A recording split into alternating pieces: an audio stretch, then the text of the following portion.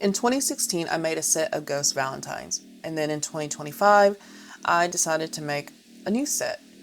Well, it's 2026 now, and I decided to make yet another set of 4 Ghost Valentines. I love doing these because I kind of see it as an opportunity to really experiment with different styles that I would normally not do for my regular style that you see more often on my channel. It's a great opportunity to just have some fun and experiment with art. So I'm going to have both the speed paint and some of the file info up on the screen. I also have my notes so I don't ramble too much, and let's get started. So the first Valentine I'm going to show is inspired by the song Umbra from Skeleton, and it's based on the line, "The darker the better." The actual visuals here I was inspired by, I think it's an old CD insert for Subvision that Tobias used to be part of, and also kind of taking some inspiration from this old Repugnant scan that I found somewhere on Google or Tumblr or somewhere that I saved a long time ago. I wanted this to look kind of like someone hand drew it with almost like a Sharpie or a set of markers on a colored piece of paper. So I was really going for that kind of traditional look, but without actually using the traditional supply, since I was working on this sporadically when I was at work, when I was at home, or just whenever I had time. This is actually the third one I sketched, if we're going in chronological order of how I actually worked on these, but is the first one I started to render, so it's the first one I finished, and I just really felt like I needed to render something because I got really tired of sketching. This was really fun. It was going to be a bit more spicy, but as I was trying to figure out how to do the visuals and everything, I really wanted to play with lost edges. You know, you don't really know where some things end as it goes into the shadow. I was trying to just go ahead and duotone it as I was painting, but it didn't really work out that way. So towards the end, I ended up kind of making it black and white and then adding a duotone using gradient maps. And I kind of experimented with a few different versions, but I eventually landed on one that's kind of an orangey yellow mixture. I also make sure to include some of those paper cutout elements that you kind of see on the Subvision artwork and on the Repugnant artwork. I ended up using a marker brush and a charcoal brush that was, I think I downloaded the marker brush, but the charcoal brush was in ArtStudio Pro on my iPad. This was a really fun way to just kind of loosen up and really get in the process of starting to render all these Valentines. It was challenging, but very fun. The second Valentine I'm going to show you is actually the very last one I worked on, and it's not inspired by a song. It's the only one that doesn't follow any lyrics. I was on Google and just looking up some Valentine's references, like the kind of little cards you used to give away in elementary school. You just handed them out on Valentine's Day to your classmates. And I came across this set that were they kind of looked like they were lino cut. So I kind of wanted to bring that visual style into this artwork, and that kind of worked out for me because I planned that from the beginning, but I didn't plan which order I would do this in. And this was the final Valentine I did. So by this point in time, I was very ready for this project to be over. I was having fun, but also I finished this January 29th, and I need to get all this done and this video edited. I wanted it done by February, so I was in a time crunch. So I really need to get this done. I was really tired of working on Valentines. So fun fact, the semester I actually took printmaking, where we did lino cuts and stamp making and all that, was the same semester that I discovered ghosts, because I had heard it on the radio on my way to class.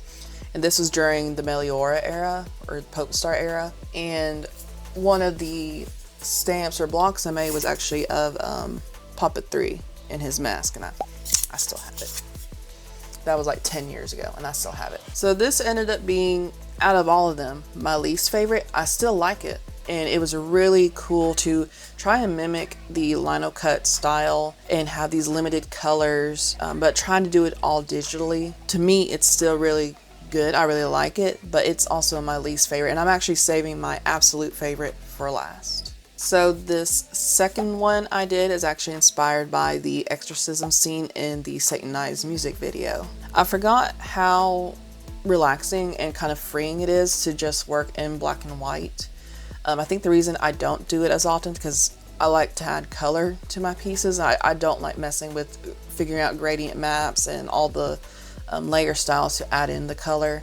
I just usually prefer to just go ahead and paint the color and render it out that way. So when I was trying to figure out how to make this more obvious it was Valentine's Day related, I painted the heart. I chose a font for Satanized that was kind of closely mimicking the font that you see in the music video, just kind of that old-timey kind of gothic font. But I needed a contrasting font for the I'm in Valentine, so I chose that cursive font, and unintentionally I made it look like I Love Lucy, like the I Love Lucy title sequence, and that was unintentional, but it's okay. I still like it that way. I didn't mean to do it, but it looks good. At the very end, to kind of finish it off, I added a film grain effect. I don't know if you can see it very well, but it's there, and it was just kind of to also kind of mimic that the Satanized music video would kind of look like it was an old black and white film. My absolute favorite is this last one, and I honestly can't believe that I was able to draw this. As in, I'm surprised I executed it so well, in my opinion.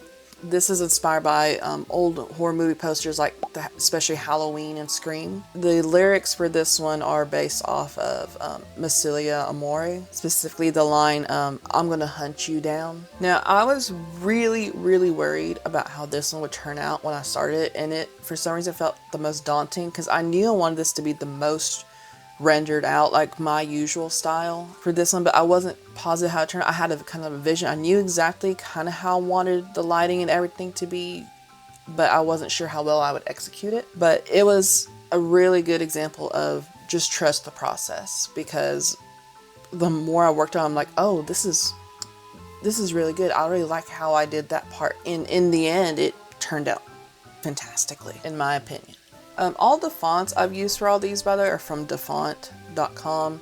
Fantastic site if you just want to download fonts for free. It's been one of my personal favorites since I started doing graphic design 10 years ago. So part of the reason I was surprised at how good this turned out is, if you don't know much about me, seriously started drawing when I was about 13, 14, and I was really good at drawing and rendering in Illustrator all the way through college. And then when I started doing graphic design, I kind of lost my spark for drawing. And even though I still really loved art and all that, I just couldn't really make myself make art. So the break I took between stopping drawing and then starting back up, I lost a lot of like muscle memory and I guess kind of like all the knowledge I had stored for all those years. Right before I stopped, I made some really amazing pieces, and I joke with my friend that those are my magnum opus pieces, that if I can get back to that point, it would be like a dream to be able to get back to that and be even better.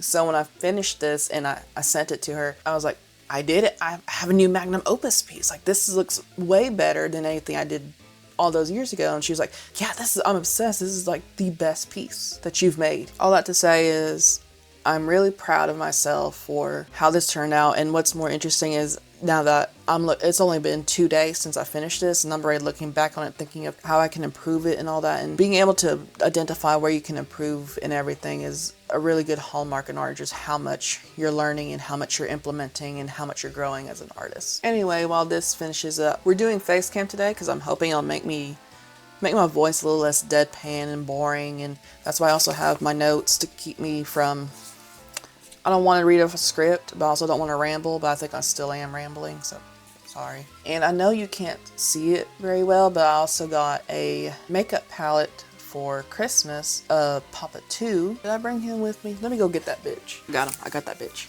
See? Oh. He glows in the dark, by the way. That surprised me the first time. I'm trying to keep this as short, but also as entertaining as possible. That's kind of why I kind of voice over a lot of my videos now. I hope you're entertained, because I'm doing this at 10 p.m. after a full day of work and going grocery shopping and cleaning, and I'm tired and I want to go to bed, but I promised myself this would be done by February 1st, and so here we are.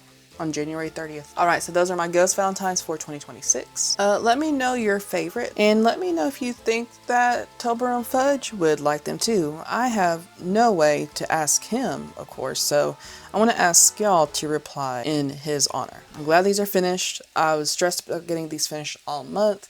I have a lot of new responsibilities come up this month, so it was hard to find time to draw, but I'm glad they're done. I'm going to take a break and finish playing my time at Sandrock finally. So I hope y'all enjoyed. Let me know which Papa you would want to be your Valentine, and I'll catch y'all later. Bye-bye.